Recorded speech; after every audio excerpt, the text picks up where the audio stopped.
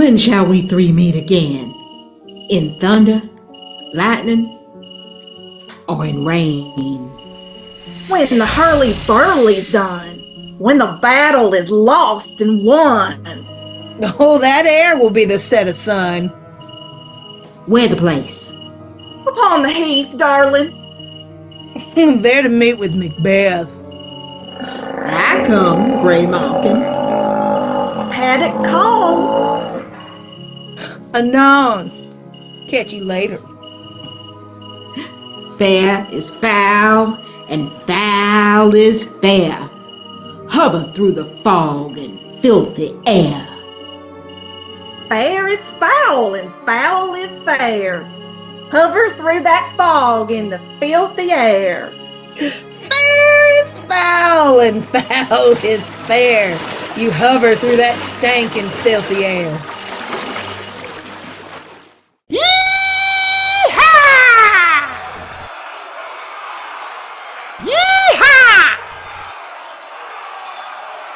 Yeehaw!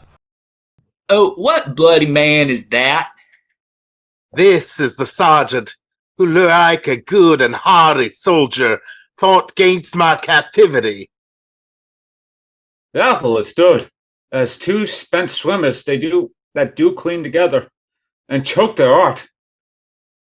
The merciless MacDonald showed like a rebel's whore, but all too weak. Oh, for brave Macbeth, well, he deserves that name, disdaining fortune with with his brain of steel, with smoked with bloody execution, like valiant ballads, like Thou's minion crawled out of his passage till he faced the slave. He unseamed him from the nave to the chaps and fixed his head upon a battlement. Oh, valiant cousin, a worthy gentleman. Mark, King of Scotland. Mark, they no sooner justice has had with valid arm compelled these skipping curds to trust their heels, but the Norwegian lord surveying vantage with furbished arms and new supplies of men began a fresh assault. Dismayed not this are Captains Macbeth and Banquo? Oh, well. Oh, they deadly redouble strokes upon the foe, but I am fain my gases cry for hell. So well that words become thee as that the wounds. They smack of honor both. Go get him, surgeons. Who comes here? The worthy Thane of Ross. God save the king. Whence camest thou, worthy Thane? From Fife, great king, where the Norwegian banners flout the sky and fan our people cold. Norway himself, with terrible numbers, assisted by that most disloyal traitor, the Thane of Cawdor, began a dismal conflict, till Macbeth confronted him with self-comparisons, our point against point, rebellious, arm against arm, and to conclude, the victory fell on us. No more that Thane of Cawdor shall deceive our bosom interest. Go pronounce his present death. And with his former title, Greek Macbeth. I'll get her done. What he hath lost, noble Macbeth hath won. Where hast thou been, sister? Killing swine. Sister, where thou? Well, a sailor's wife had chestnuts in her lap and munched and munched and munched. Gimme, quoth I. Aroint thee, witch, the rump-fed Runyon cries. Her husband's to Aleppo gone, master of the tiger. But in a sieve I'll thither sail, and like a rat without a tail, I'll do, and I'll do, and I'll do. I'll give thee a wind. Thou art kind, And another. I myself have all the other, and the very ports they blow, all the quarters that they know. And the shipman's card, I will drain him dry as hay. Sleep shall neither night nor day hang upon his penthouse lid. He shall live a man forbid. Weary sad nights 9 times 9 shall he dwindle, peak, and pine. Though his bark cannot be lost, yet it shall be tempest tossed. Look what I have. Show me, show me. Here, I have a pilot's thumb. Rectus homeward he did come. A drum! A drum! Macbeth doth come. The weird sisters, hand in hand, posters of the sea and land. Thus do go about. Thrice to thine and thrice to mine, and thrice again to make up 9. Peace, the charm's been wound up. Ooh, so foul and fair a day I have not seen. What are these so withered and so wild in their attire, that look not like inhabitants of the earth, and yet are on it? Live you, or are you aught that man may question? You seem to understand me by each at once her happy finger laying upon her skinny lips. Speak, if you can. What are you? Oh, hail Macbeth! Hail to thee, Thane of Glamis! Hail, Macbeth. Hail to thee, Thane of Cawdor. All hail Macbeth. Thou shalt be king hereafter. Good sir, why do you start and seem to fear things that do sound so fair to me you speak not? If you can look into the seeds of time and say which grain will grow and which will not, speak then to me. Hail! Hail. Hail! Lesser than Macbeth and greater. Not so happy, yet much happier. Thou shalt get kings, though thou be none. So all hail Macbeth and Banquo. Banquo and Macbeth, all hail! Stay, you imperfect speakers, tell me more. By Sinel's death, I know I am Thane of Glamis, but how of Cawdor? The Thane of Cawdor lives, a prosperous gentleman, and to be king stands not within the prospect of belief, no more than to be Cawdor. Speak, I charge you. Whither are they vanished? Oh, into the air? Would they had stayed. Were such things here as we do speak about, or have we eaten on the insane root that takes the reason prison? Your children shall be kings. You shall be king. And Thane of Cawdor too, when it not so. To the self-same tune and words. Who's here? The king hath happily received, Macbeth, the news of thy success. As thick as hail came post with post, and every one did bear thy praises in his kingdom's great defense, and poured them down afore him. We are sent to give thee from our royal master thanks. And for an earnest of a greater honor, he bade me from him and call thee Thane of Cawdor. In which addition hail, most worthy Thane, for it is thine. What can the devil speak true? The Thane of Cawdor lives. Why do you dress me in borrowed robes? Who is the Thane lives yet, but under heavy judgment bears thy life, which he deserves to lose. Treason's capital, confessed and proved, have overthrown him. Glamis, Thane of Cawdor, the greatest is behind. Thanks for your pains.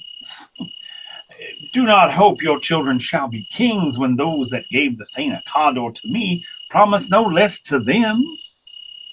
That trusted home might yet enkindle you on to the crown.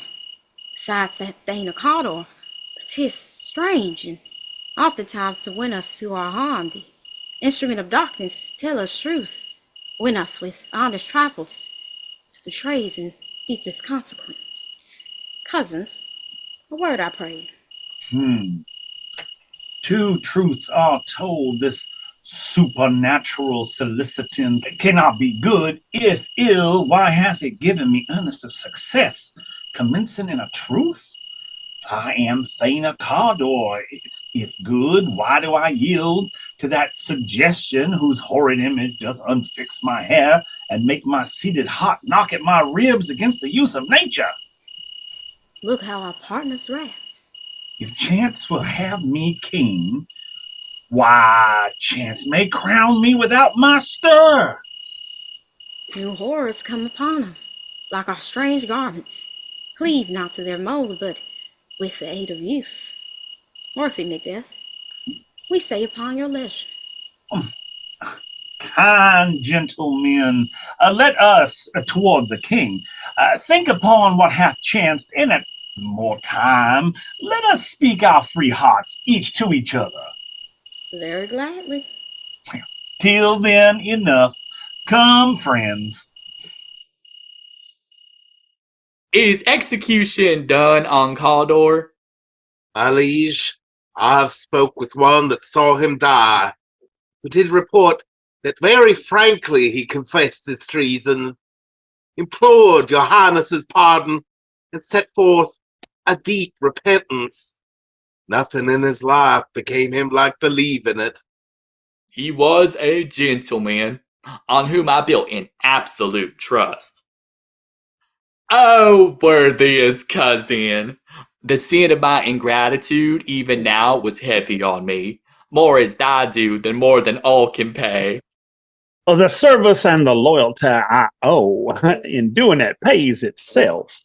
Welcome hither. I have begun to plant thee, and will labor to make thee full of growing. Noble Banquo, thou hast no less deserved, nor must be known no less to have done so. Let me enfold thee, and hold thee to my heart. There if I grow, the harvest is your own. Sons, kinsmen, thanes, we will establish our estate upon our eldest, Malcolm, who we name hereafter the Prince of Cumberland, which honor must not unaccompanied invest him only, but signs of nobleness, like stars, shall shine on all deservers. From hence to Inverness, and bind us further to you. I'll be myself the harbinger and make joyful the hearing of my wife with your approach. So humbly take my leave. My worthy Cawdor. The Prince of Cumberland. That is a step on which I must fall down, or else o'erleap, for it is in my way it lies. Stars, hide your fires, let not light see my black and deep desires. True, worthy Banquo, he is full so valiant, and in his commendations I am fed. It is a banquet to me. Let's after him. They met me in the day of success, and I have learned by the perfectest report that they have more in them than mortal knowledge. When I burned and desired to question them further, they made themselves air, into which they vanished. Whilst I stood wrapped in the wonder of it, came missives from the king, who all hailed me Thane of Cawdor, by which title before these weird sisters saluted me, and referred me to the coming on of time with Hail, King that shalt be. This I have thought good to deliver thee, my dearest partner of greatness, that thou mightst not lose the dues of rejoicing by being ignorant of what greatness is promised thee. Lay it to thy heart, and farewell. Glamis thou art, and Cawdor, and shalt be what thou art promised. Yet do I fear thy nature. It is too full of the milk of human kindness to catch the nearest way. Thou wouldst be great, art not without ambition, but without the illness should attend it. Hie thee hither, that I may pour my spirits in thine ear, and chastise with the valour of my tongue all that impedes thee from the golden round, which fate and metaphysical aid doth seem to have crowned withal. Satan, what is your tidings? The king comes here tonight. Thou art mad to say it. Is not thy master with him? Who would have informed for preparation? So please you, it is true. Our Thane is coming. One of my fellers had the speed of him, who almost dead for breath had scarcely more than would make up his message. Give him tending. He brings great news. Yes,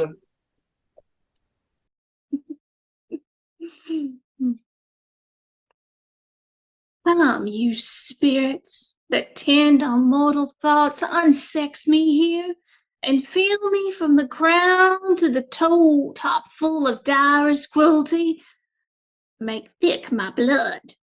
Stop up the access and passage to remorse, that no compunctious visitings of nature shake my fell purpose, nor keep peace between the effect and it.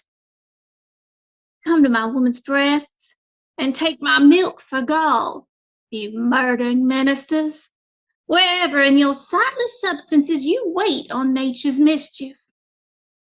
Come, thick night, and pall thee in the dunnest smoke of hell, that my keen knife see not the wound it makes, nor heaven peep through the blanket of the dark to cry, hold, hold. Great Glamis, worthy Cawdor, greater than both by the all-hail hereafter, thy letters have transported me beyond this ignorant present, and I feel now the future in the instant. Ah, my dearest love, Duncan comes here tonight. And when goes hence? Tomorrow, as he proposes. Oh, never shall sun that morrow see. Your face, my Thane, is as a book where men may read strange matters. To beguile the time, look like the time. Bear welcome in your eye, your hand, your tongue, look like the innocent flower. But be the serpent underneath it. He that's coming must be provided for, and you shall put this night's great business into my dispatch. We will speak further. Only look up clear. To alter favor ever is to fear. Leave all the rest to me. This castle hath a pleasant seat. The air nimbly and sweetly recommends itself unto our gentle senses. The air is delicate.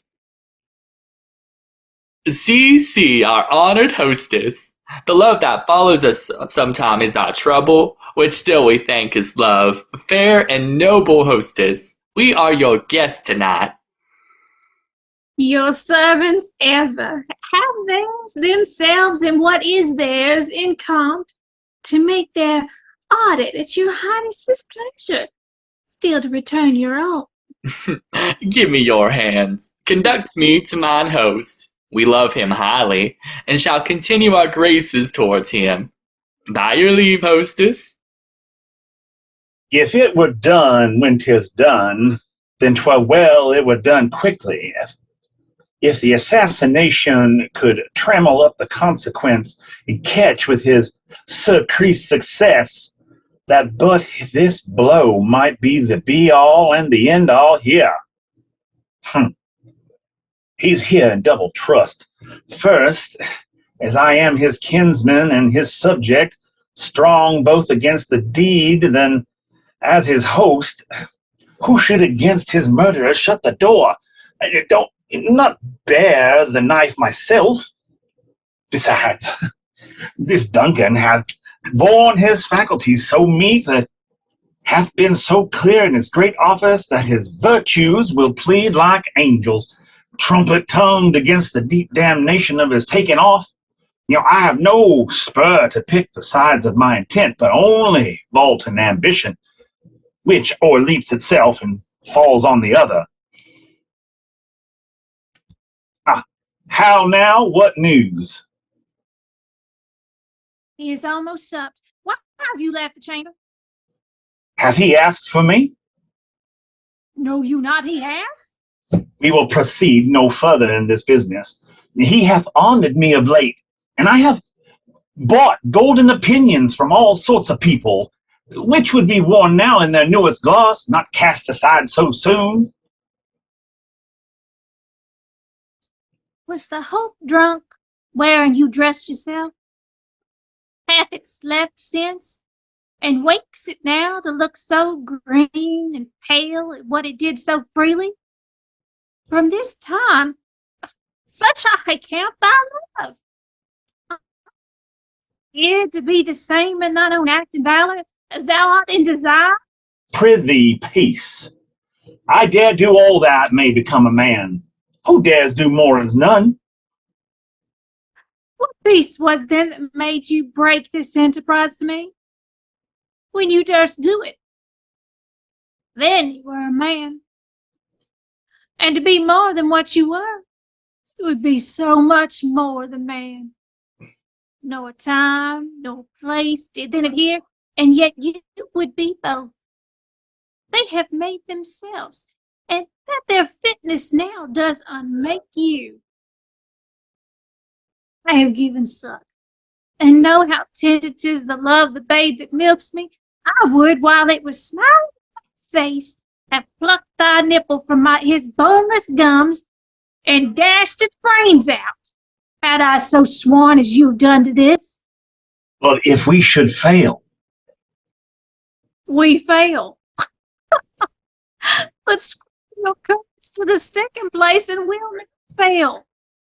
When Duncan is asleep, his 2 chamberlains will I with wine and wassail so convince that the water of the brain shall be immune.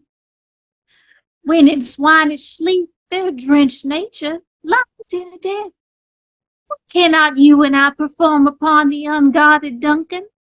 What not put upon his spongy officers, who shall bear the guilt of our great quell?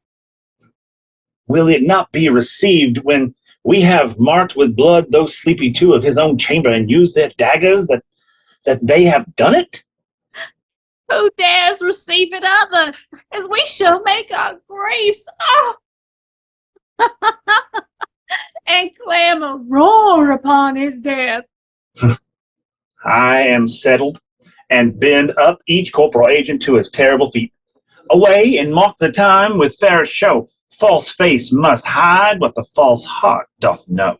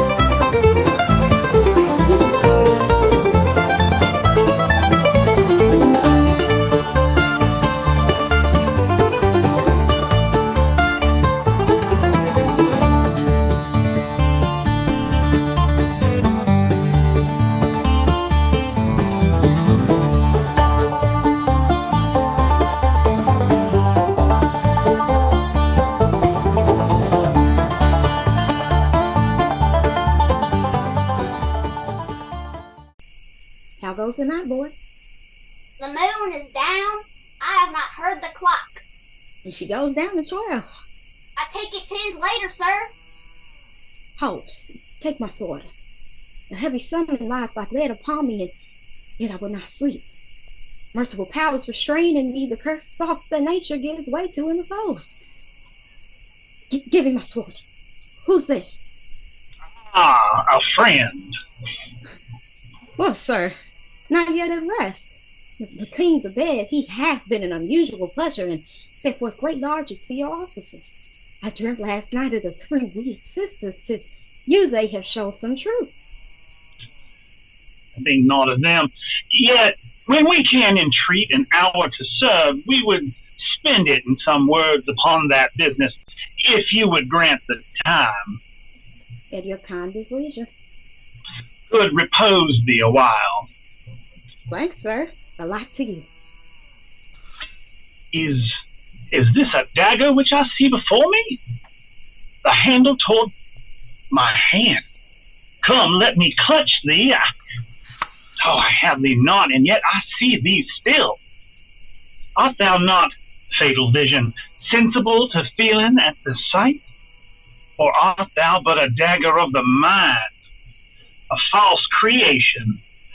I see thee yet in form as powerful as this which now I draw. Thou marshallest me the way that I was going, and such an instrument I was to use. There's no such thing. It is the bloody business which informs thus to mine eyes, whiles I threat he lives. Oh, I go, and it is done. The bell invites me. I hear it not, Duncan, for it is a knell that summons thee to heaven or to hell. That which hath made them drunk hath made me bold. What hath quenched them hath given me fire. Hark! Yes, it was the owl that shrieked. He is about it. The doors are open, and the surfeited grooms do mock their charge with snores. I have drugged their pulsets. Who's there? What? Whoa? Alack, I am afraid they have awaked, and 'tis not done. Hark! I laid their daggers ready. He could not miss them. Had he not resembled my father as he slept, I'd have done it. My husband. I have done the deed. Didst thou not hear a noise? I heard the owl scream and the crickets cry. Did you not speak? When? Now? As I descended? Aye. Hark, this is a sorry sight. A foolish thought to say a sorry sight. There's one did laugh in sleep, and one cried murder. That they did wake each other. I stood and heard them, but they did say their prayers and address them again to sleep. There are two lodged together. One cried, God bless us, and amen the other, as they had seen me with these hangman's hands. I could not say amen when they did say God bless us. Consider it not so deeply. But wherefore could not I pronounce amen? I had most need of blessing, and amen stuck in my throat. These deeds must not be thought after these ways, so it will make us mad. Methought I heard a voice cry, sleep no more. Macbeth does murder sleep, the innocent sleep. What do you mean? Still I cried, sleep no more to all the house. Glamis hath murdered sleep, and therefore Cawdor shall sleep no more. Macbeth shall sleep no more. Who was it thus cried?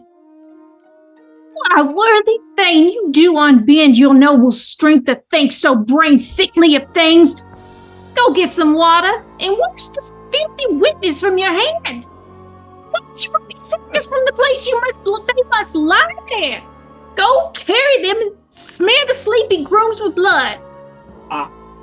I'll go no more. I am afraid to think that what I have done.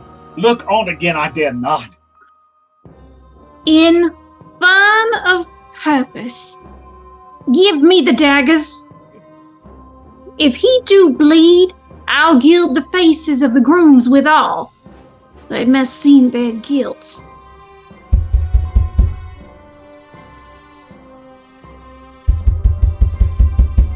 Whence is that knocking?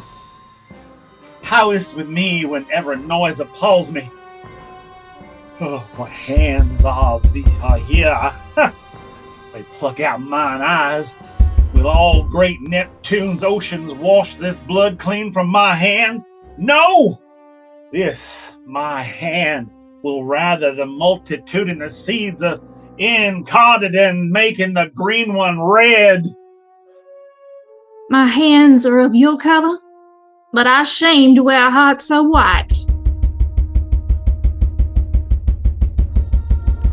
I hear knocking at the south entry. Retire we to our chamber. Little water clears us of this deed. How easy it is then.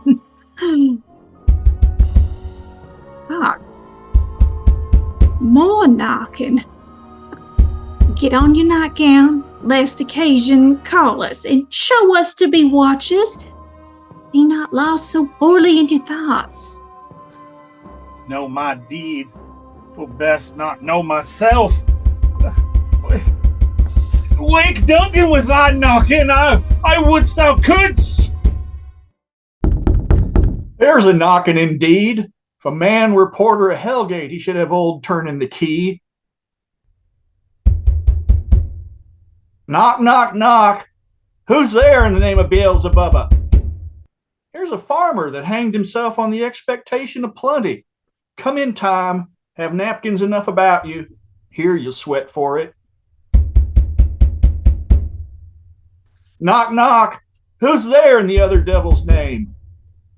Faith, here's an equivocator that could swear in both the scales against either scale, who committed treason enough for God's sake, yet could not equivocate to heaven.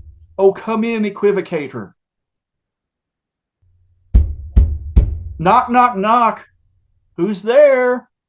Faith, here's an English tailor come hither from stealing out of a French hose.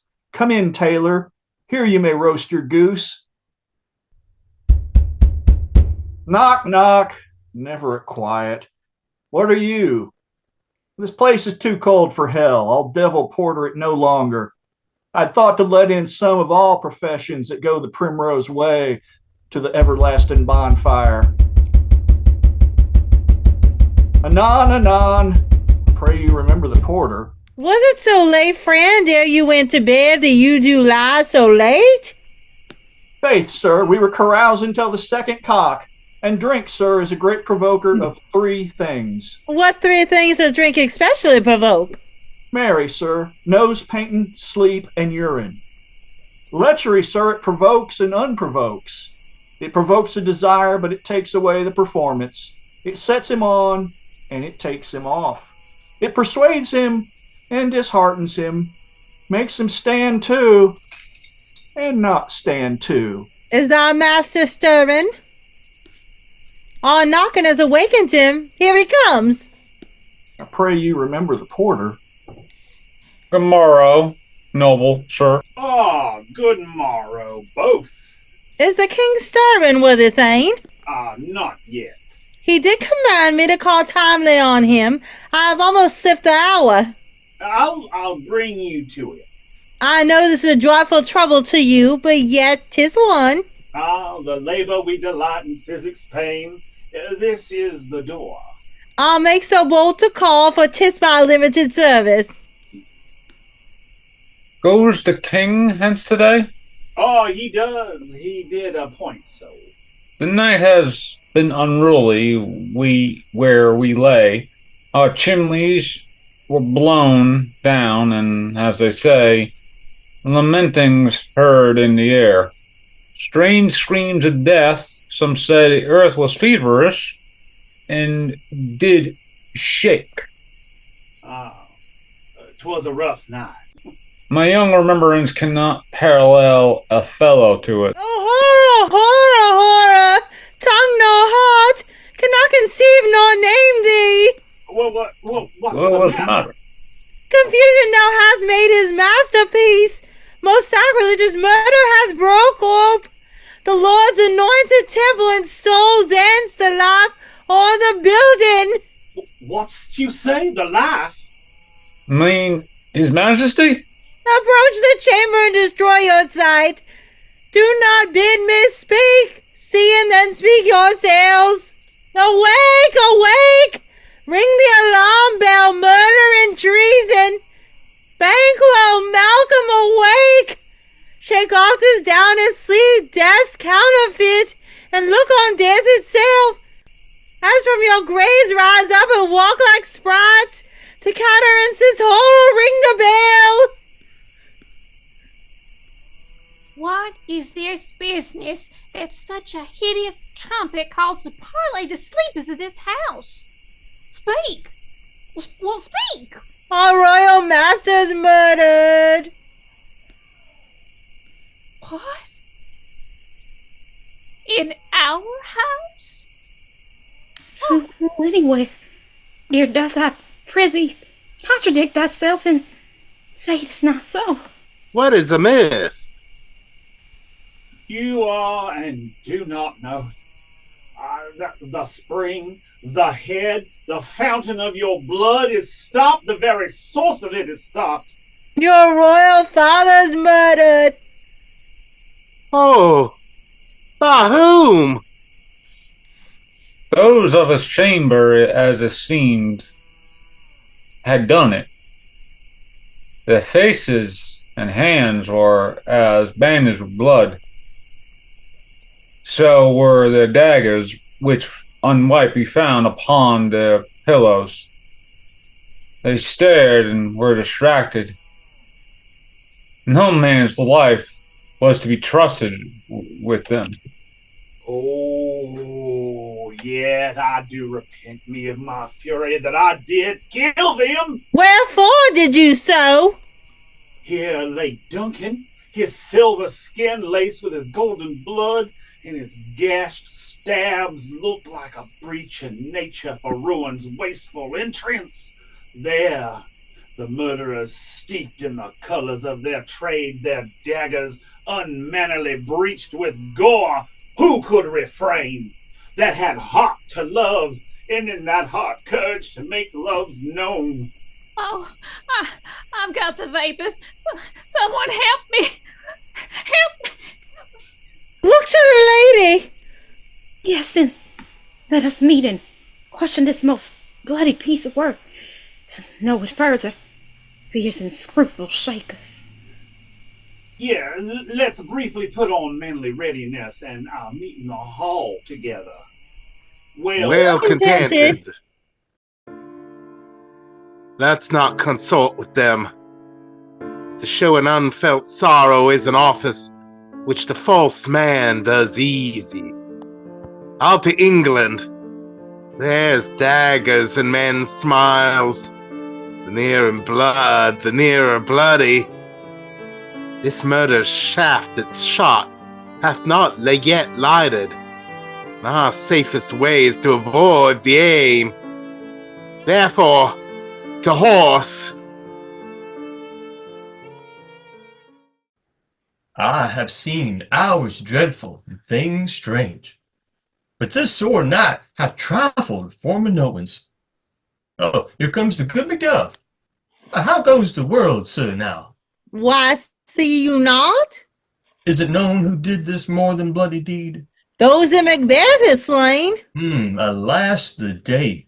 The king's 2 sons are stole away and fled, which puts upon them suspicion of the deed. Against nature still, then 'tis most like the sovereignty will fall upon Macbeth. He is odd and named and is gone to Scone to be invested. Where's Duncan's body? Carried to Cornkill and the sacred storehouse of his predecessors and guardian of the bones. Will you to Scone? No, cousin, I'll to Fife. Well, I will thither. Well, may you see things and done there well, I do. God's benison go with you, and with those that would make good of bad, and friends of foes.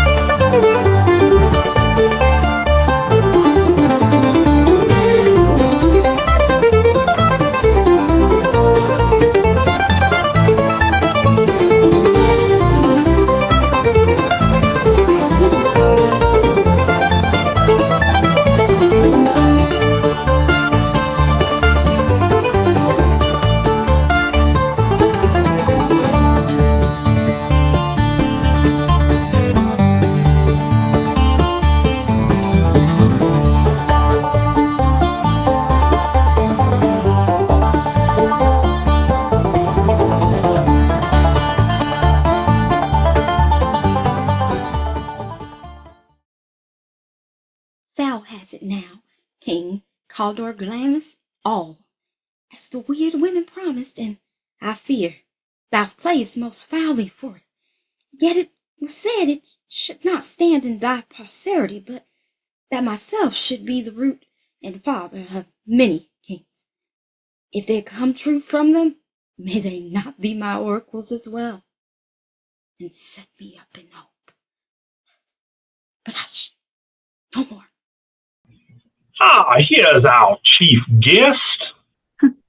If he had been forgotten, it had been as a gap in our great feast, and all thing unbecoming. Tonight we hold a solemn supper, sir, and I'll request your presence. Let your highness command upon me, to the which my duties are the most indissoluble tie for heaven is. Ride you this afternoon? Aye, my good lord. Well, we should have else desired your good advice in this day's council, but we'll take tomorrow. As far you ride? As far, my lord, as will fill up the time twixt this and supper. Well, fail not our feast. My lord, I will not. We hear our bloody cousins are bestowed in England and in Ireland, not confessing their cruel parricide, filling their hearers with strange inventions. But of that tomorrow. Hie you to horse, adieu, till you return at night. Good fleance with you? Aye, my good lord. I wish your horses swift and sure of foot. Our fears and Banquo stick deep. There is none but he whose being I do fear, and under him my genius is rebuked, as it is said. Mark Antony's was by Caesar. He chid the sisters when first they put the name of king upon me, and bade them speak to him. Then, prophet-like, they hailed him father to a line of kings. Upon my head they placed a fruitless crown, and put a barren scepter in my grip. Thence to be wrenched with an unlineal hand, no son of mine succeeding. If it be so, for Banquo's issue have I filed my mind. For them the gracious Duncan have I murdered, to make them kings, the seeds of Banquo's. Kings. Rather than so, come fate into the list, and champion me to the utterance. Who's there?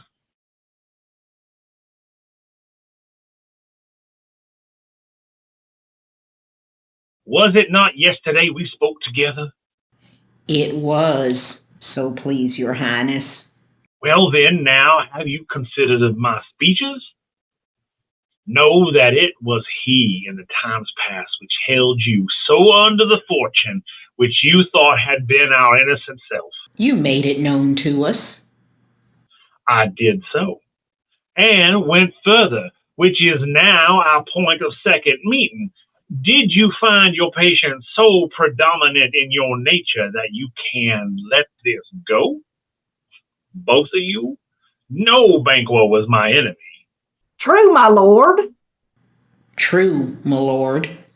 So he is mine, and in such bloody distance that every minute of his being thrusts against my nearest of life. And though I could, with bare-faced power, sweep him from my sight, yet I must not. For certain friends that are both his and mine, whose loves I may not drop, but wail his fall, who I myself struck down, and since it is that I, to your assistance, do make love, masking the business from the common eye for sundry weighty reasons. We shall, my lord, perform what you command us. Though our lives. Your spirits shine through you.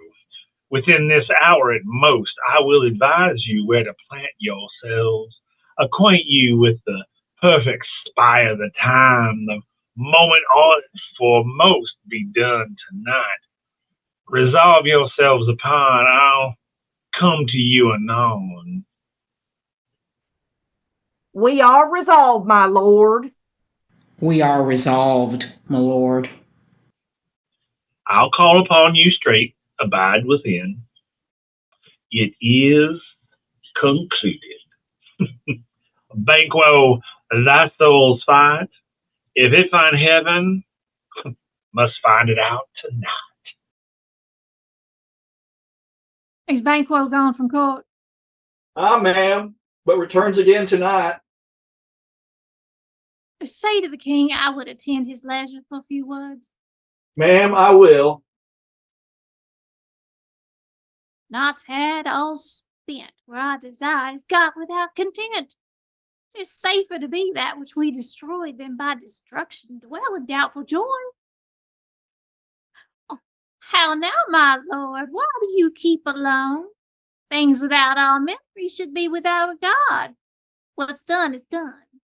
We have scotched the snake, not killed it. Ere we will eat our meal in fear and sleep in the affliction of these terrible dreams that shake us nightly. Better be with the dead, whom we, to gain our peace, have sent to peace, than on the torture of the mind to lie in restless ecstasy. Duncan is in his grave. After life's fitful fever, he sleeps well. Treason has done his worst, nor steel nor poison, malice domestic, foreign levy, nothing. Nothing can touch him further. Come on, gentle, my lord. Sleek o'er your rugged looks. Be bright and jovial among you guests tonight. So shall I, love. And so I pray, be you, let your remembrance apply to Banquo, and make our faces visits to our hearts, disguising what they are. You must leave this. Full of scorpions in my mind, dear wife. Thou knowest that Banquo and his fiancée lives, but there's comfort yet. They are assailable. Then be thou jocund, there shall be done a deed of dreadful note. What's to be done? Be innocent of the knowledge, dear Chuck, till thou applaud the deed.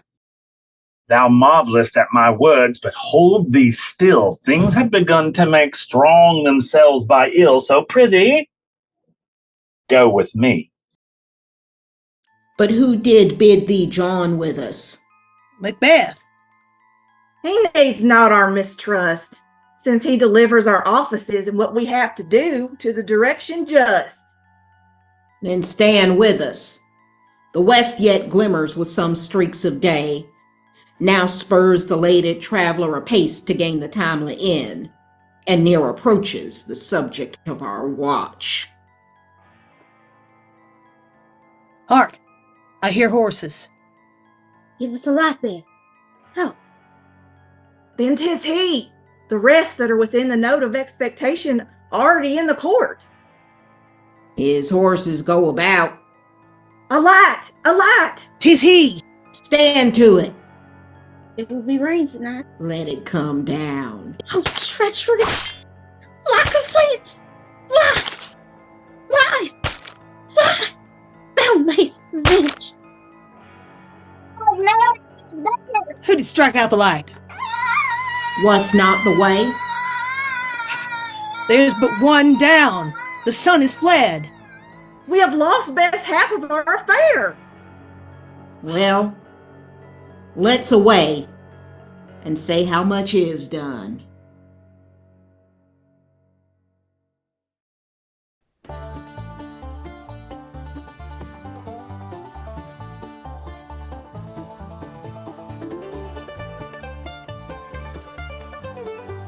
You know your own degrees. Now sit down at first. At last the hearty welcome. Thanks to your majesty. Thank you. Ourself will mingle with society and play the humble host. Our hostess keeps her state, but in best time we will require her welcome. Oh, pronounce it for me, sir, to all our friends, for my heart speaks they are welcome. See, they encounter thee with their hearts, thanks. Be large in mirth, anon we'll drink a measure, the table round. There's blood on thy face. 'Tis Banquo's then. 'Tis better thee without than he within. Is he dispatched? My lord, his throat is cut. That I did for him. Thou art the best of the cutthroats, yet he's good. That did like for Fleance. Most royal sir, Fleance escaped. Then comes my fit again. I had else been perfect, whole as the marble, founded as the rock, as broad and general as the casing air. But now I am cabined, cribbed, confined, bound into saucy doubts and fears. But Banquo's safe.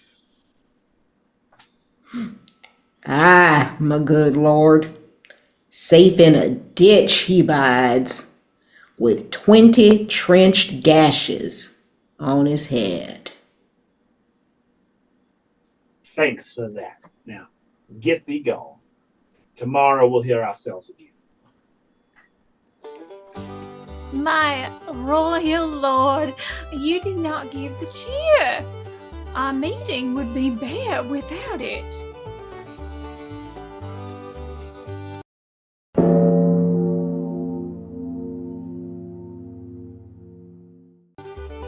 Sweet remembrancer. Now, good digestion, wait on appetite and health on both. May please your highness sit.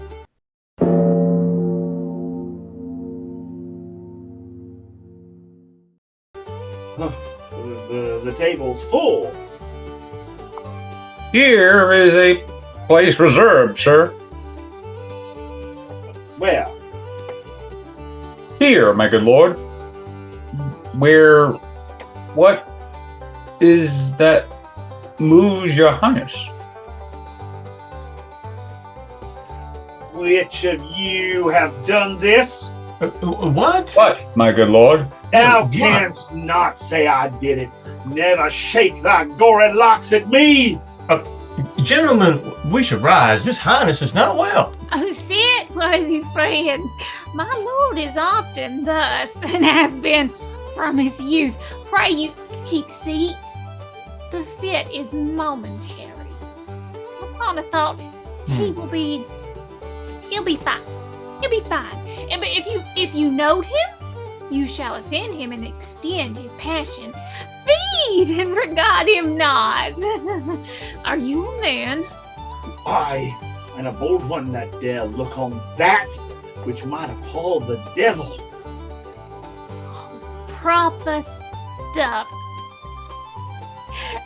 Why do you make such faces? This is the very painting of your fear. When all's done, you look but on a stool. Prithee, see there. Behold, look low. How say you?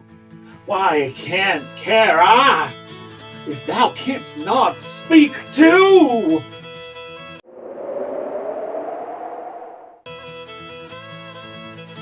What? Quite unmanned in folly? If I stand here, I saw him. Blood hath been shed, and now murders have been performed. Too terrible for the ear. When the brains were out, the men would die, and there an end. And now they rise again. My worthy lord, your noble friends do lack you. I do forget. Do not Do not muse at me, my most worthy friends. I have a strange infirmity which is nothing to those that know me. Come, love and health to all.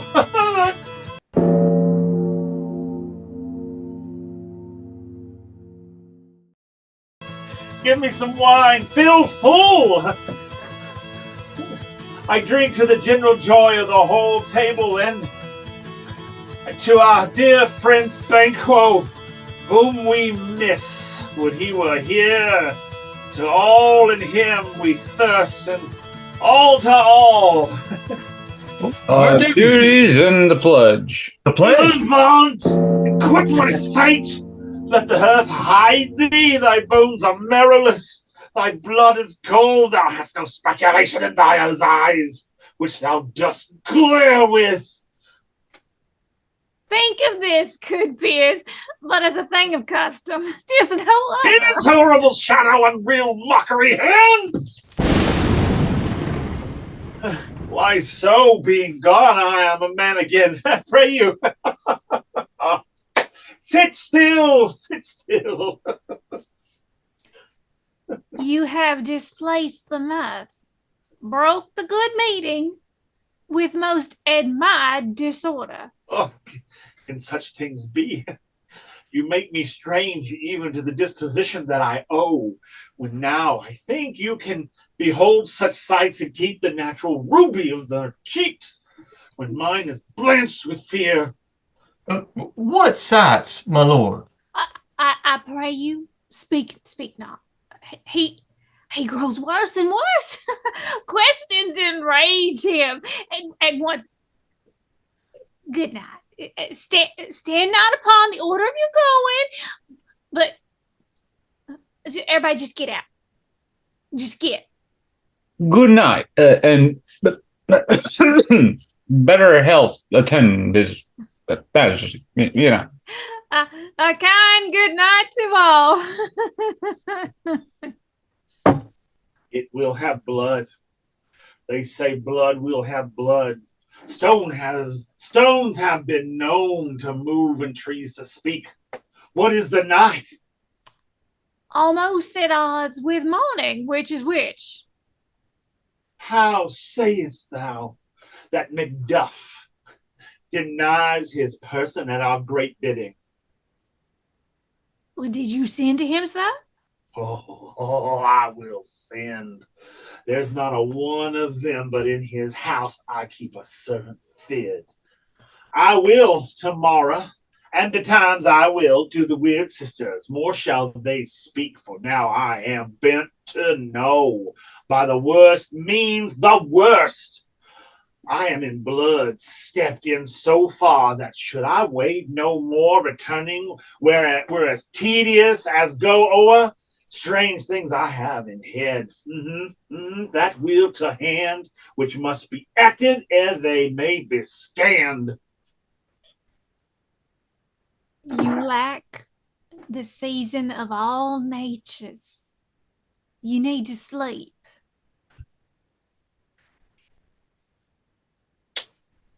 Come, will to sleep. We are yet but young indeed. That's right. Things have been strangely born.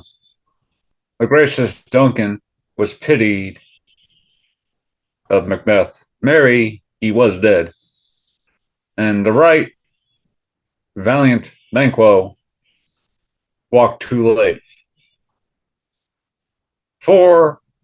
Not for, whom you may say, if please you, Fleance killed, for Fleance fled. Men must not walk too late. Who cannot want the thought how monstrous it was for Malcolm, Duncan's very son, to kill their gracious father? Damn fact! How did it grieve Macbeth? Did he not straight in pinous rage the two delinquents tear? Was not that nobly done? Aye, and wisely too. For to would have angered any heart alive to hear the men deny. So that I say, he has borne all things too well. So should have Fleance. But peace! Sir, can you tell where Malcolm bestows himself? Well, the son of Duncan lives in the English court. Thither Macduff is gone to pray the Holy King upon his aid to wake Northumberland and warlike Seward, that, by the help of these, with him above to ratify the work, we may again give to our tables meat, sleep to our nights, free from our feast and banquets bloody knives. Let Macduff fly to the court of England. A swift blessing may soon return to this our suffering country under a hand accursed. I'll send my prayers with him.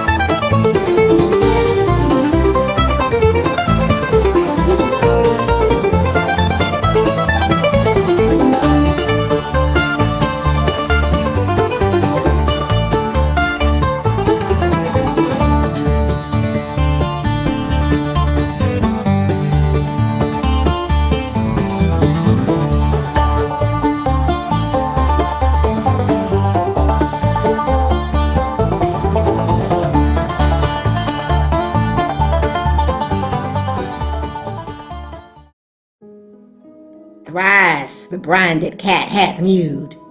Thrice, and once the hedge pig whined. Harper cries, "'Tis time, 'tis time." Round about the cauldron go, in the poisoned entrails throw, toad that under cold stone days and nights has 31.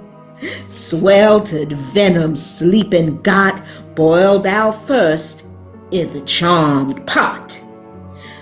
Double, double, toil and trouble, fire burn and cauldron bubble.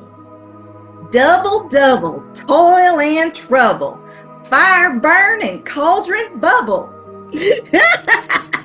Double, double, toil and trouble, fire burn and cauldron bubble. Fillet of a finny snake, in the cauldron boil and bake. Eye of newt and toe of frog, wool of bat and tongue of dog. Adder's fork and blind worm's sting, lizard's leg and owlet's wing. For a charm of powerful trouble, like a hell broth boiling bubble. Double, double toil and trouble, fire burn and cauldron bubble. Double, double toil and trouble, fire burn and cauldron bubble. Double, double, toil and trouble, fire burn and cauldron bubble. Scale of dragon, tooth of wolf, witch's mummy, maw and gulf. Of the hemlock digged in dark, liver of the blaspheming Jew, gall of goat and slips of yew. Gall of goat and slips of yew, silvered in the moon's eclipse, nose of Turk and Tartar's lips, finger of the birth-strangled babe, ditch delivered by drabe. Make the gruel thicken, slab, add thereto a tiger's chaldron for all the ingredients of our cauldron. Double, double toil and trouble, fire burn and cauldron bubble. Double, double toil and trouble, fire burn and cauldron bubble. You double, double toil and trouble, fire burn and cauldron bubble. Cool it with a baboon's blood. Then the charm is firm and good. By the pricking of my thumbs, Something wicked this way comes. Open locks, whoever knocks. How now, you secret black and midnight hags? What is you do? A deed without a name. A deed without a name. A deed without a name. I conjure you by that which you profess, however you come to know it. Answer me to what I ask you. Speak. Demand. We'll answer. Say if thou'd rather hear it from our mouths or from our masters. Call them. Let me see them. Come, high or low, thyself in office deftly show. Come high or low, thyself in office deftly show. Come high or low, thyself and office show. Tell me, thou unknown power. He knows thy thought. Hear his speech, but say thou not. Macbeth. Macbeth. Macbeth. Beware, Macduff. Beware the Thane of Bath. Dismiss me. Enough. Whate'er thou art for thy good caution, thanks. Thou hast harped my fear all right. But one word more. He will not be commanded. Here's another, more potent than the first. Macbeth, Macbeth, Macbeth. Ooh, had I 3 ears, I would heard thee. Be bloody, bold, and resolute. Laugh to scorn the power of man. For none of woman born shall harm Macbeth. Then live, Macduff. What need I fear of thee?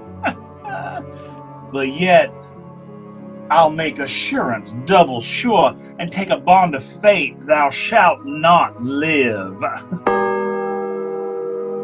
Oh, what is this that rises like the issue of a king and wears upon his baby brow the round and top of sovereignty? Listen, but speak not to it.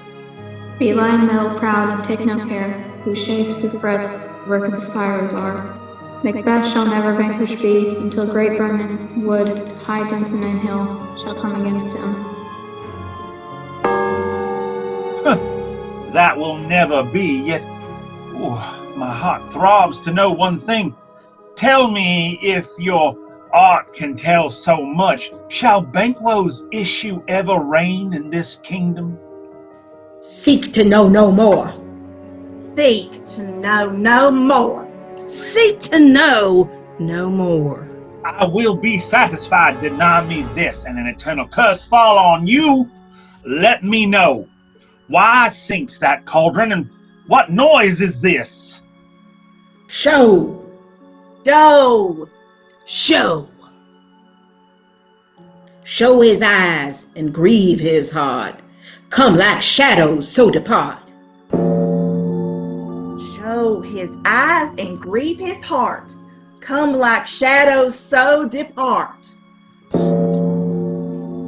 Show his eyes and grieve his heart. Come like shadows, so depart. Thou art too like the spirit of Banquo. Down! Thy crown does sear mine eyeballs, and thy hair, thou other gold-bound brow, is like the first. I'll see no more horrible sight. Now I see 'tis true, for the blood-bolted Banquo smiles upon me and points at them for his.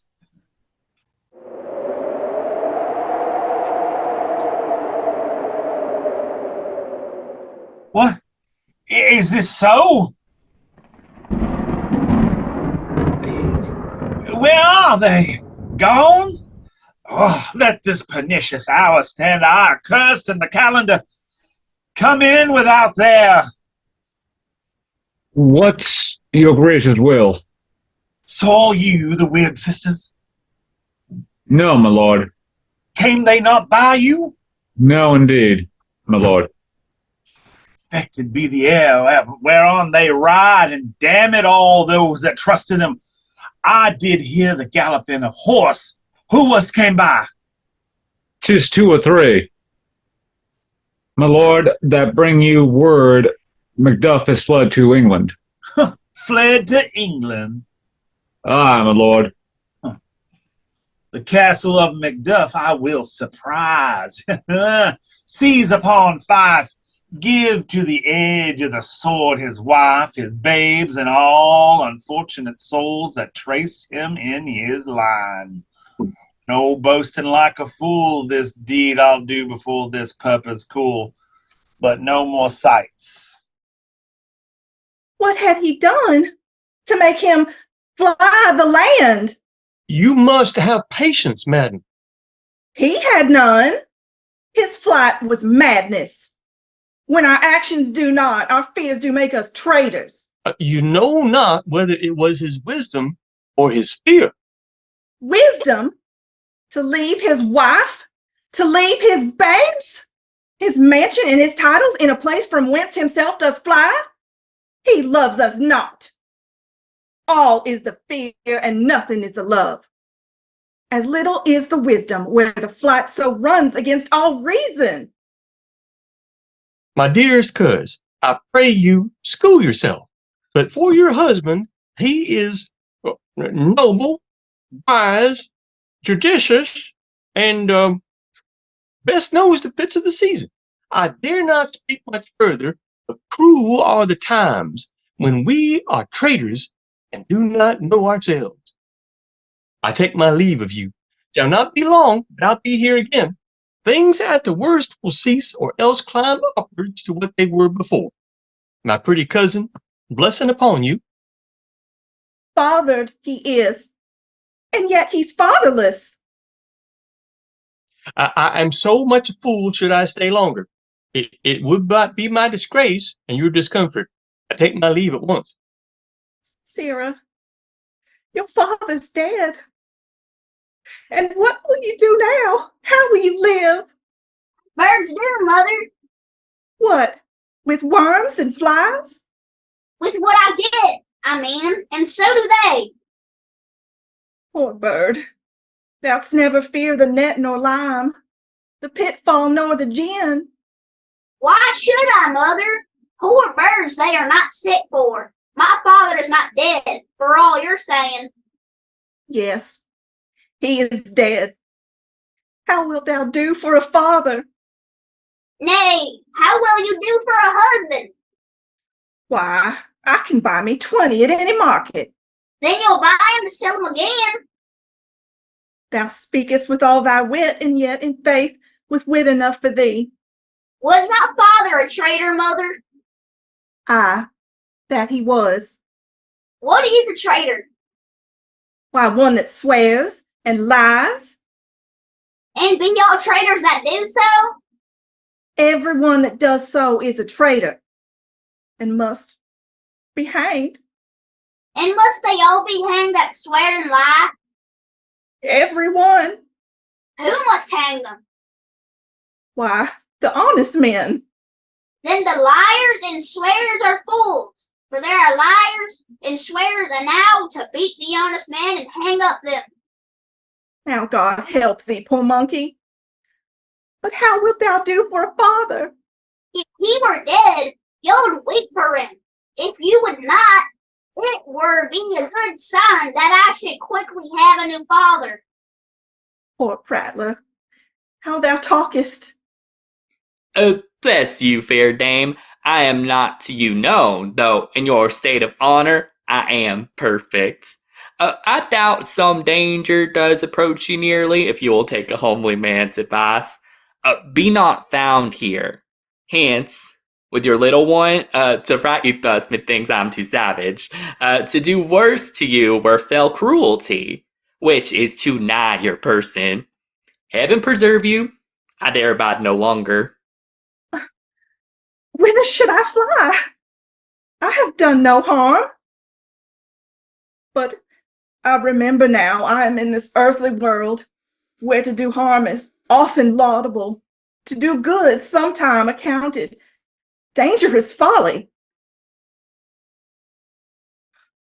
What is this face? Where is your husband? I hope in no place so unsanctified where such as thou mayest find him. He's a traitor. Thou liest, thou shag-haired villain. What? You egg. Young fry of treachery. Mother, run away, I pray you. Murder. Let us seek some desolate shade, and there weep our sad bosoms empty. Let us rather hold fast the mortal sword, and like good men, bestride our downfall and birth them each new morn. New windows howl, new orphans cry, new sorrows strike heaven on the face that it resounds, as if it fell with Scotland and yelled out like a cymbal of dolour. What you have spoke, it may be so perchance. This tyrant, whose sole name blisters our tongues, was once thought honest. You have loved him well. He hath not touched you yet. I'm young, but something you may deserve of him through me and wisdom, to offer up a weak, poor, innocent lamb to appease an angry god. I am not treacherous. But Macbeth is. A good and virtuous nature may recoil in an imperial charge. But I shall crave your pardon. That which you are, my thoughts cannot transpose. Angels are bright still, though the brightest fell. Though all things foul would wear the brows of grace, yet grace must still look so. I have lost my hopes. Perchance even there where I did find my doubts. Why in that rawness left you wife and child? Those precious motives, those strong knots of love, without leave taken. I pray you, let not my jealousies be your dishonors, but my own safeties. You may be rightly just, whatever I shall think. Bleed, bleed, poor country, great tyranny, fare thee well, lord. I would not be the villain that thou thinkest. Be not offended. I speak not as in absolute fear of you. I think our country sinks beneath the yoke. It weeps, it bleeds, and each new day a gash is added to her wounds. I think withal there would be hands uplifted in my right, and here from gracious England have I offer of goodly thousands.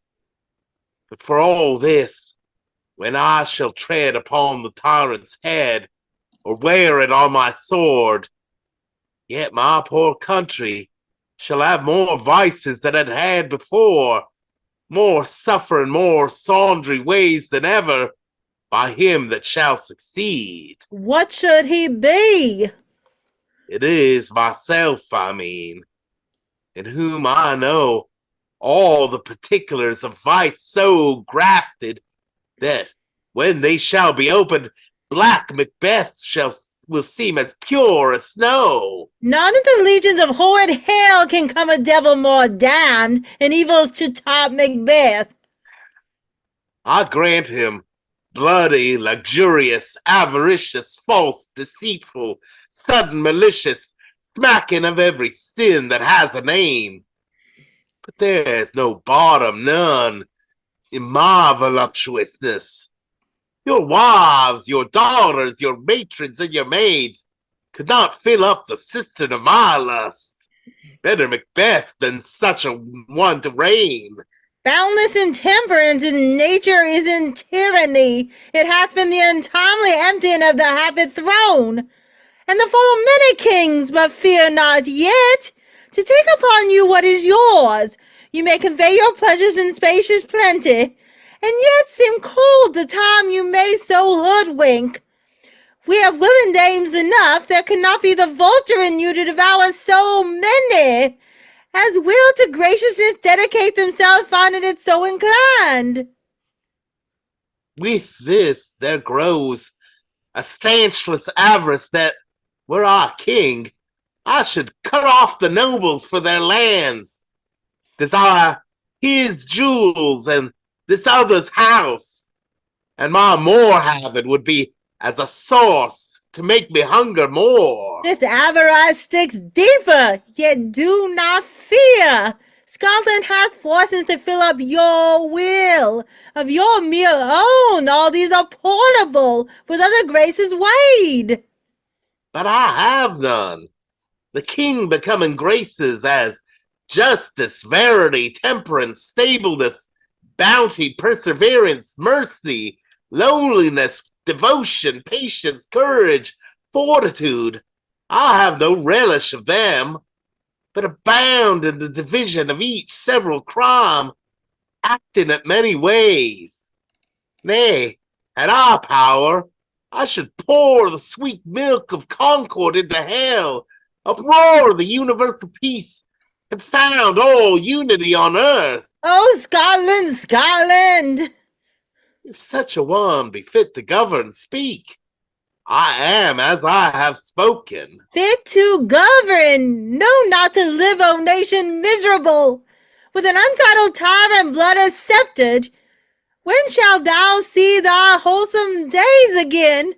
Thy royal father was a most sainted king. Fare thee well, these evils thou repeatest upon thyself have banished me from Scotland. On my breast the hope and tear. Macduff, this noble passion, child of integrity, hath from my soul wiped the black scruples, reconciled my thoughts to thy good truth and honor. Devilish Macbeth, by many of these trains, hath sought to win me into his power, and modest wisdom plucks me from over-credulous haste. But God above deal between thee and me, for even now I put myself to thy direction, and unspeak mine own detraction. I am as yet unknown to woman, never was forsworn, scarcely have coveted what was mine own, and though time broke my faith, would not betray the devil to his fellow, and delight no less in truth than life. My first false speaking was this upon myself. What I am truly is thine and my poor country's to command. Why are you silent? Such welcome and unwelcome things at once. 'Tis hard to reconcile. Oh, say who comes here? My countryman, Ross. My ever gentle cousin, welcome hither. Stand Scotland where it did. Alas, poor country, almost afraid to know itself. It cannot be called our mother, but our grave. What's the newest grief? That of an hour's age doth hiss the speaker. Each minute teems a new one. How does my wife? Why, well. And all my children?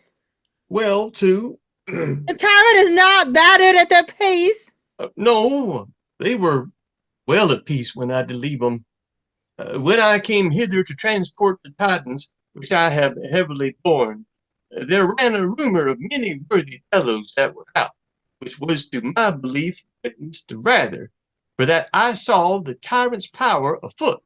Now is the time of help. Your eye in Scotland would create soldiers, make our women fight, to doff their dire distresses. Be it their comfort, we are coming thither. Gracious England hath lent us good seaward and 10,000 men.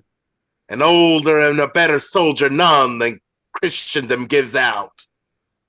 Would I could answer this comfort with the like, but I have words that would be howled out in the desert air, where hearing should not latch 'em. What concern they? The general cause, or is it fee grief due to some single breast? If it be mine, keep it not from me. Quickly let me have it.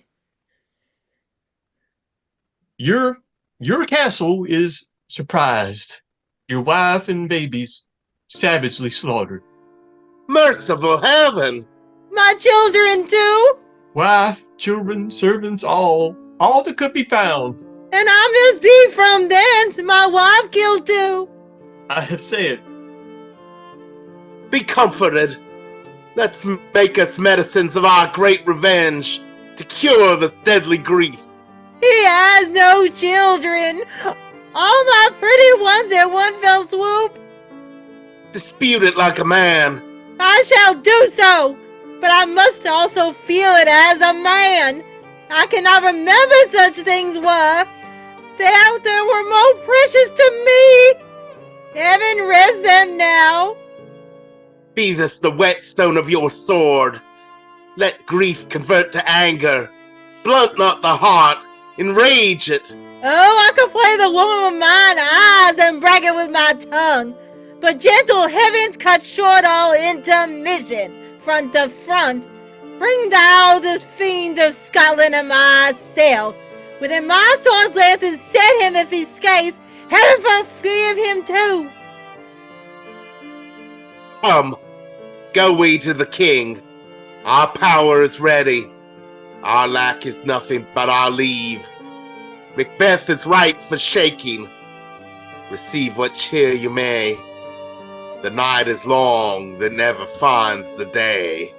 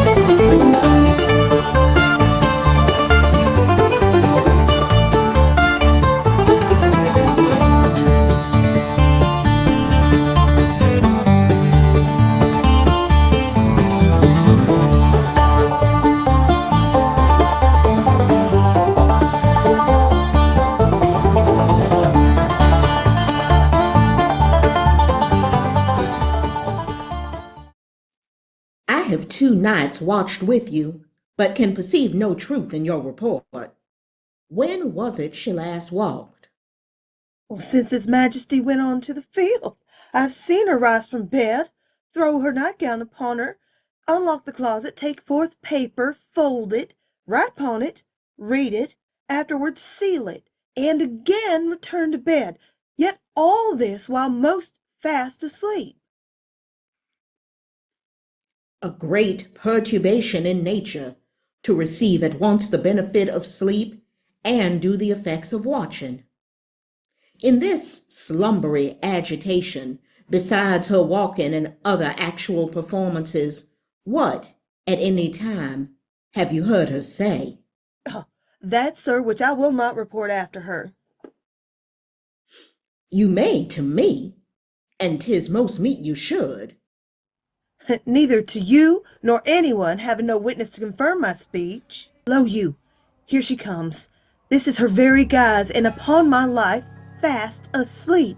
Observe her. Stand close. You see, her eyes are open. Ah, but their senses are shut. What is it she does now? Look how she rubs her hands. It's an accustomed action with her, to seem thus washing her hands. I've known her to continue in this for a quarter of an hour. Yeah, here's a spot. Hark, she speaks. Out, damn spot out, I say. 1, 2. Why, then 'tis time to do it. Hell is murky. Fire, my lord, fires. A soldier and a feared. What need we fear? Who knows it when none can call our power to account? Yet who would have thought the old man to have had so much blood in him? Do you mark that? The Thane of Fife had a wife. Where is she now? These hands will be clean. No more of that, my lord. No more of that. You mar all with this starting. Go to. You have known what you should not.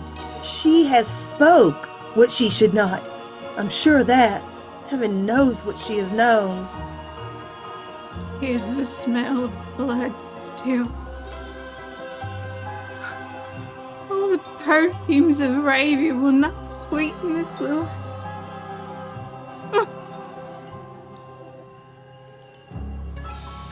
What a sigh is there.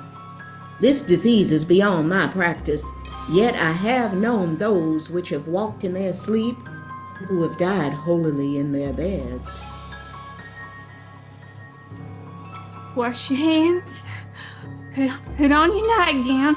Look not so pale. I tell you yet again, Banquo's buried. He cannot come out one's grave. Even so. Bed.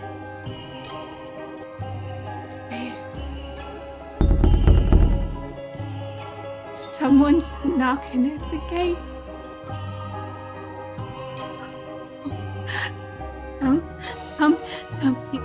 Give me your hand. What's done cannot be undone. To bed. To bed. Will she go now to bed? Directly. Foul whisperings are abroad. Unnatural deeds do breed unnatural troubles. More needs she the divine than the physician. God forgive us all. Look after her. Remove from her the means of all annoyance, and still keep eyes upon her. So, good night. My mind she has made it, and amazed my sight. I think, but dare not speak. Bless her heart. Good night, good doctor.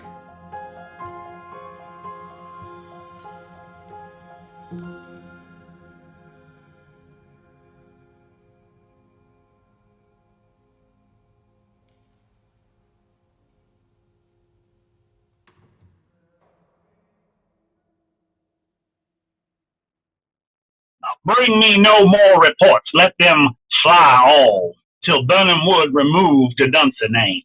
I cannot taint with fear. What's the boy Malcolm? Was he not born of woman? The spirits that know all mortal consequences have pronounced me thus.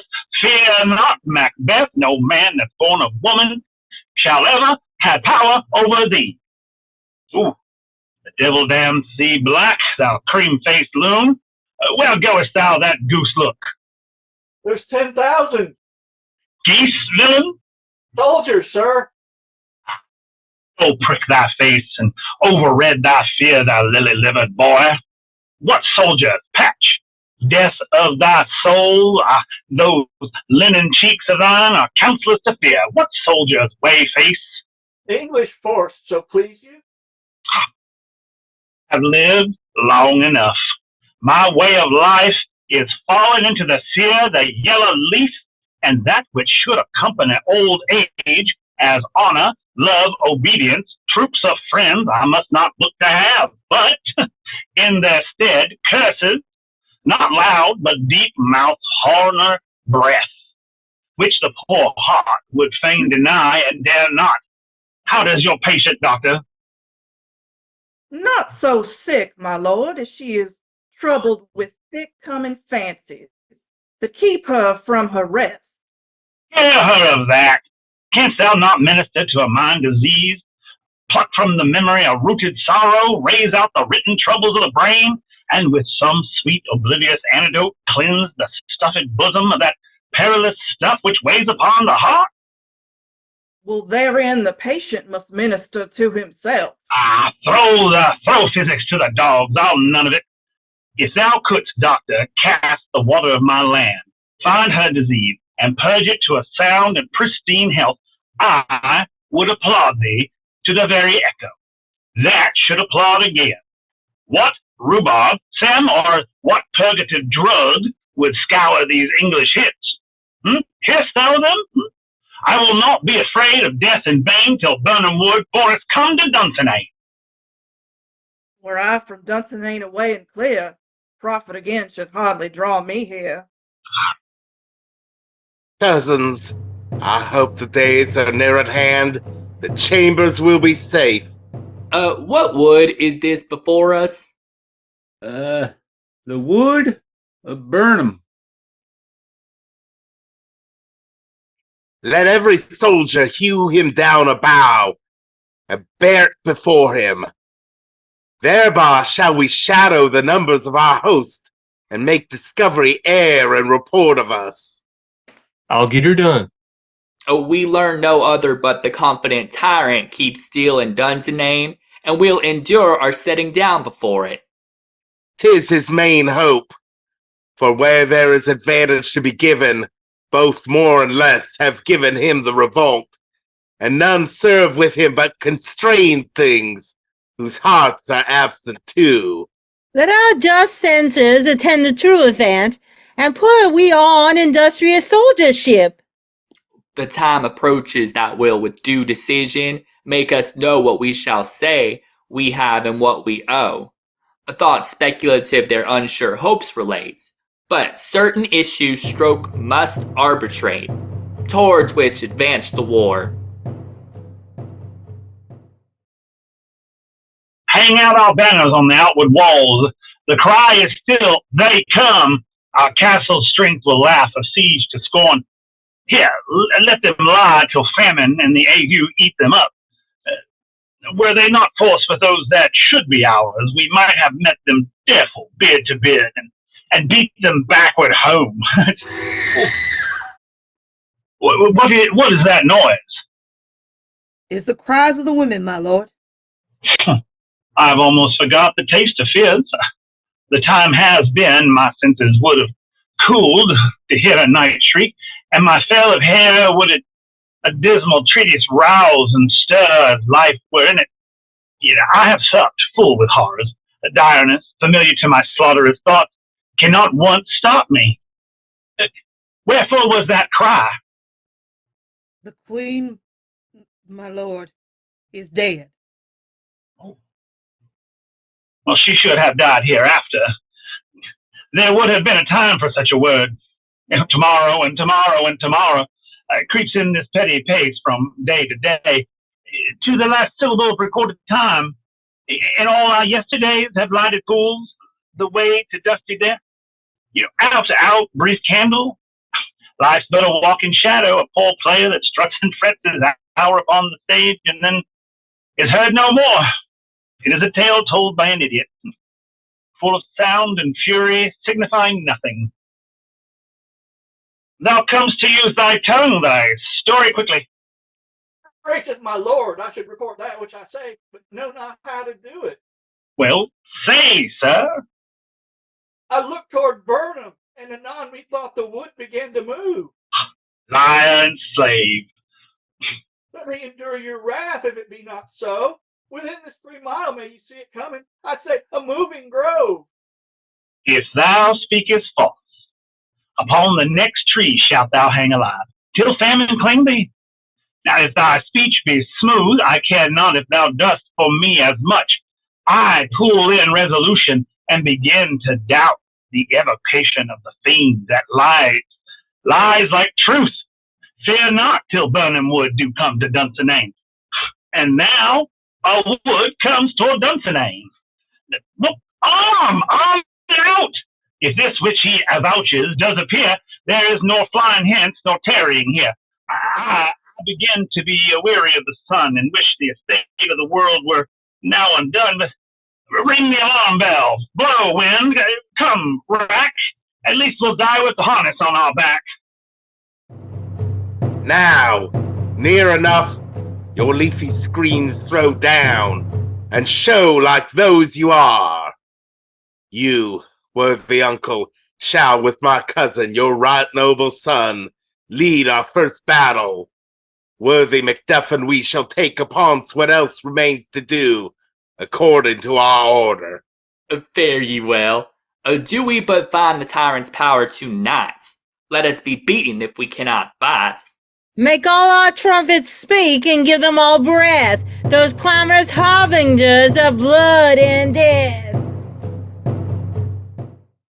They have tied me to a stake. I cannot fly, but bear-like I must fight the course. What's he that was not born of woman? Such a one am I to fear or none. What is thy name? Thou'lt be afeard to hear it. No, though thou callest thyself a harder name than any is in hail. My name's Macbeth. The devil himself could not pronounce a title more hateful to mine ear. No, nor more fearful. Thou liest, abhor a tyrant. With my sword I'll prove the lie thou speakest. Thou wast born of woman, but swords I smile at, weapons laugh to scorn, brandished by man that's of a woman born. Tyrant, show thy face, if thou be'st slain with no stroke of mine. My wife and children's ghost will haunt me still. Enter thou, Macbeth, or else my sword with an unbattered edge I sheath again undated. There thou shouldn't be, by this great clatter of one greatest note. Seem rooted, let me find him fortune, and more I beg not. This way, my lord. Castles gently rendered, tyrants' people, both sides do fight. The noble fangs do bravely in the war. The day is almost itself professes yours, and little is to do. Why should I play the Roman fool and die on my own sword? Whilst I see lives, the gashes do better upon them. Turn, hellhound, turn! Of all men else I have avoided thee. But get thee back, my soul is too much charged with blood of thine already. I have no words, my voice is my sword, thou bloodier villain. Then terms can give thee out. Thou loosest labor, as easy mayest thou the entrenchant air, with thy keen sword impress as much me bleed. Let fall thy blade on vulnerable crest. I bear a charmed life which must not yield to one of woman born. Spare thy charm and let the angel whom thou still hast served tell thee Macduff was from his mother's womb untimely ripped. Cursed be that tongue that tells me so. I'll not fight with thee. Then yield thee, coward, and live to be the show and gaze all the time. We'll have thee as our rare monsters are, painted on a pole and under wit. Here may you see the tyrant. I will not yield. Before my body I throw my warlike shield. Lay on, Macduff, and damned be him that first cries, hold enough! I would the friends we miss, but safe hurrah. Hail, King, for thou so art, behold where stand the usurper's cursed head. The time is free. Hail, King of Scotland! Hail! King of Scotland. Our thanes and kinsmen, henceforth be earls, the first that ever Scotland in such an honour named. What's more to do, which would be planted newly with the time, that calling home our exiled friends abroad, that fled the snares of watchful tyranny, producing forth the cruel ministers of this dead butcher and his fiend-like queen, who, as his thought, by stealth and violent hands took Copper's life. This, and what needful else they calls upon us, by the grace of grace, we will perform in measure, time, and place. So, thanks to all at once and to each one, whom we invite to see us crowned at Scone.